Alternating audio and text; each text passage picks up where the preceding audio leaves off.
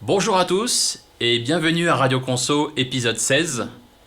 Radio Conso, c'est une série de vidéos dédiées à la consolidation statutaire sur la plateforme unifiée CCH Tagetik, groupe Wolters Kluwer, où à chaque fois, mais maintenant vous êtes habitués, on a une partie avec la parole de l'expert et ensuite la vidéo associée. Je vous laisse retrouver à l'écran les 15 premiers épisodes. N'hésitez pas à revenir sur notre site et le site de nos partenaires pour revoir ces 15 épisodes au cas où vous en ayez raté quelques-uns. Je suis Arnaud Guérin, directeur des services de Tagetik France. Et aujourd'hui, pour ce 16e épisode de Radio Conso, j'ai le privilège d'être accompagné par Amaury Goujon, senior manager au sein du cabinet Reportwise. Amaury, bonjour. Bonjour Arnaud. L'objectif de cet épisode, mais maintenant vous commencez à en avoir l'habitude, c'est de rappeler l'importance du thème du jour dans un processus de consolidation. Aujourd'hui, la piste d'audit, et on verra cela en détail avec Amaury, puis de passer à une vidéo, mais maintenant vous êtes habitués, comme je disais tout à l'heure, qui va reprendre l'ensemble des thèmes en essayant de retrouver la parole de l'expert, en l'occurrence aujourd'hui Amaury. Mais peut-être avant de passer à la parole de l'expert et à la partie vidéo, peut-être peux-tu nous présenter le cabinet Reportwise ? Bien sûr, donc Reportwise Consulting, c'est un cabinet qui est spécialisé en pilotage de la performance. On intervient sur les champs de la consolidation, du FP&A, on a également une offre de Disclosure Management BI. D'accord. On fait également du reporting extra-financier et RSE. Et on a aussi une offre de RPA pour Robotic Process Automation. Donc, sujet d'actualité, le RSE en ce moment. Oui, tout à fait. Aujourd'hui, Reportwise, en fait, c'est un cabinet de plus de 100 collaborateurs, avec en moyenne 10 ans d'expérience. Donc des experts confirmés. Oui, donc ça nous permet justement de couvrir les différents champs d'activité de Reportwise.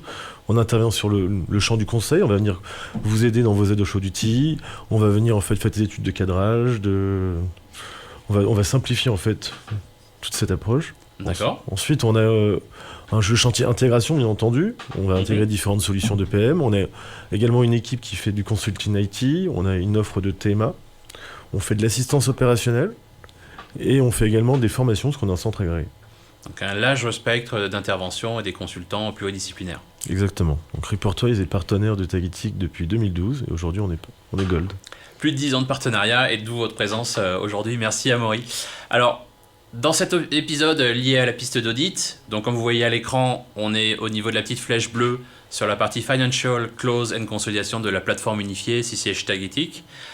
On pourrait quelque part mettre cette partie piste d'audit sur l'ensemble de la plateforme, puisque c'est ce qui arrive en dernier, on est bien d'accord Amaury.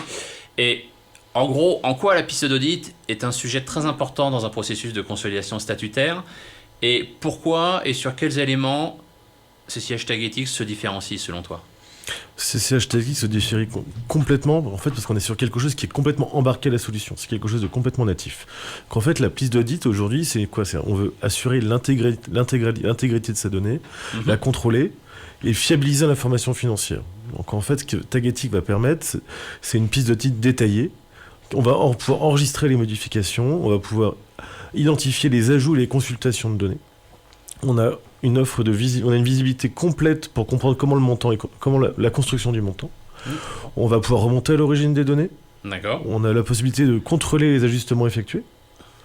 Et on va pouvoir analyser les impacts des différentes décisions financières en fonction des différentes écritures manuelles potentiellement qui auront été faites pour savoir les différentes reclasses que les consolideurs ont mis en place. Donc c'est à la fois natif et rien n'échappe à CCH Tagetik, on sait ce qui a été chargé, ce qui a été modifié, ce qui a été saisi, les écritures qui ont été passées. On sait ce qui a été calculé, on sait si c'est ce qui a été passé sur une nature dédiée, on sait vraiment comment marche Tagetik, comment le montant, la manière dont on arrive au montant. C'est très très guidé.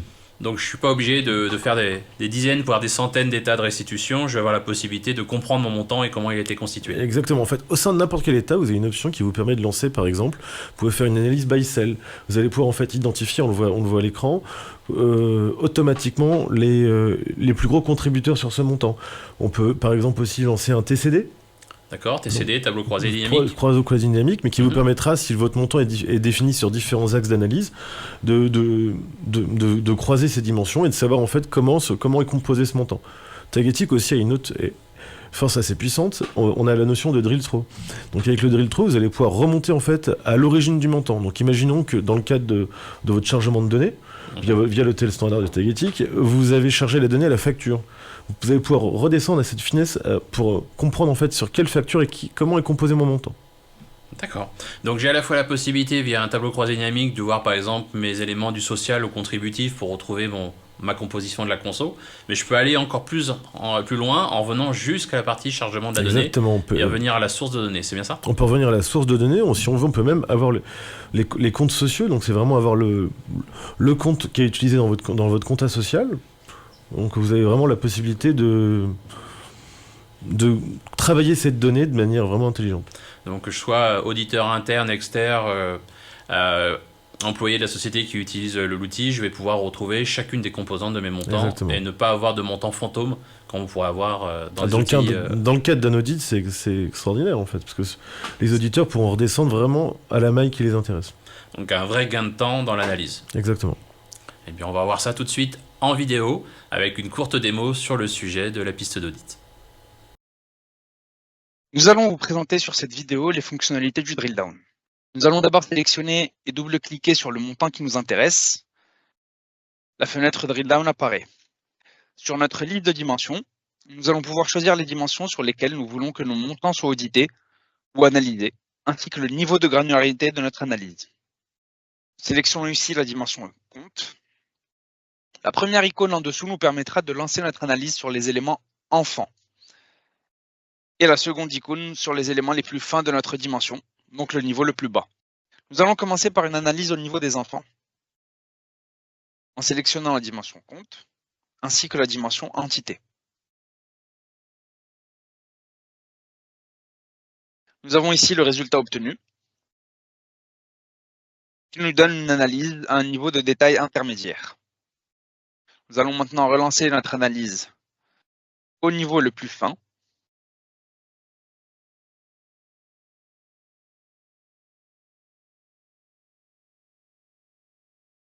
et nous avons maintenant une analyse à un niveau de détail beaucoup plus fin,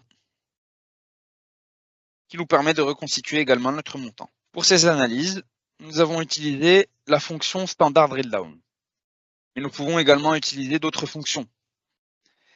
La fonction headers, par exemple, permet de lancer une analyse de notre montant en fonction des paramètres qui ont été utilisés pour le constituer. Comme par exemple le scénario, la période, la catégorie ou l'entité. Nous avons ici notre scénario avec sa description, notre période, notre catégorie, nos entités, ainsi que nos montants, qui nous permettent de reconstituer le montant que l'on a détaillé. Nous avons également la fonction Lowest Level Elements Dimensions, donc une analyse au niveau le plus fin par dimension. Cette analyse va nous permettre de fournir une analyse complète en utilisant l'ensemble des dimensions qui ont été utilisées dans la constitution de notre montant, et ce qui va représenter l'analyse la plus détaillée que nous pouvons avoir au niveau des dimensions. Nous avons ici la liste de nos dimensions.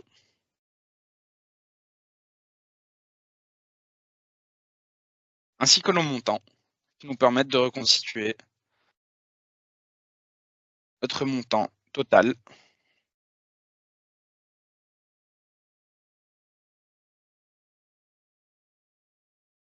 Nous pouvons également sélectionner la fonction Lowest Level Rows, qui est une analyse au niveau le plus fin par ligne.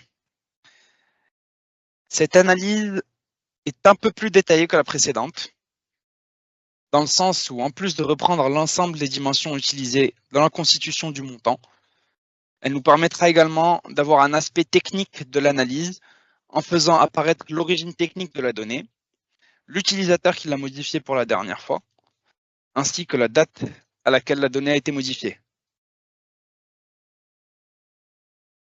Donc, nous avons ici la liste de nos dimensions et nous retrouvons tout à droite nos dimensions techniques, comme l'origine technique de la donnée, qui nous permettra de savoir si la donnée a été saisie ou importée, par exemple, l'utilisateur qui a modifié la donnée pour la dernière fois, ainsi que la date de dernière modification. Nous allons maintenant découvrir la fonction mode pivot qui est disponible pour l'ensemble des fonctions présentées précédemment et qui nous permettra d'ajouter de la flexibilité et de la dynamicité à nos analyses. Car le mode pivot nous permettra de lancer nos drill down sous forme de tableau croisé dynamique Excel. Pour notre exemple, nous allons choisir 3 dimensions au choix.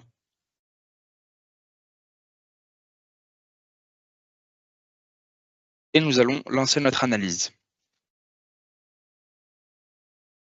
Ici, nous voyons que le format de notre analyse drill down a changé et nous avons maintenant un tableau croisé dynamique Excel sur lequel nous pouvons enlever et remettre les dimensions que l'on souhaite, les déplacer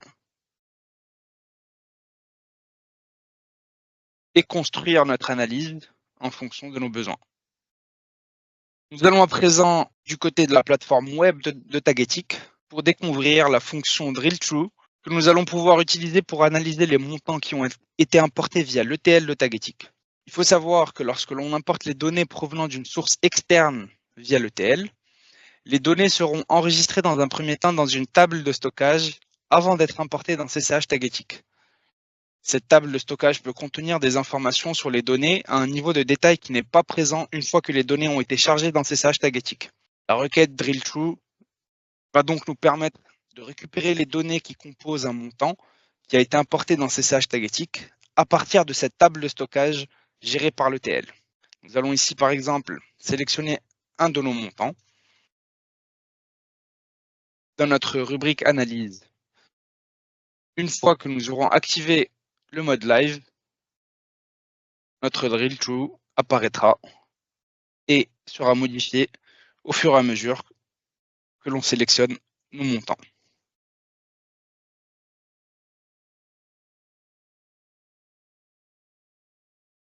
Nous avons ici une analyse de la donnée dynamique.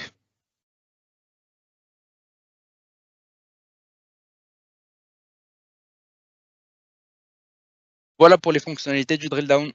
Merci. Amaury, on vient de voir la vidéo sur cette piste d'audit. Est-ce qu'on retrouve bien les éléments dont tu parlais tout à l'heure? Exactement, on a pu voir les différentes fonctionnalités que j'avais énumérées. En fait, on voit que dans Tagetic, on peut très très facilement atteindre le niveau de détail qu'on souhaite pour comment comprendre cette donnée. Tagetic a une piste d'audit qui est très performante. Oui, on a vu qu'on pouvait retrouver les données du social au contributif dans l'exemple et aussi que la possibilité de revenir à la source des données. Donc aucun montant fantôme dans l'application, on retrouve tous les éléments. C'est compliant pour toi pour la partie piste d'audit? Pour moi c'est parfait, en plus on a la possibilité de la travailler grâce au TCD notamment, donc c'est...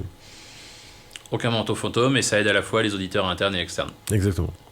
Bien, merci Amaury pour cette parole d'expert sur la piste d'audit. Merci Amaury. Merci à nous. Bonne fin de journée à tous, à bientôt.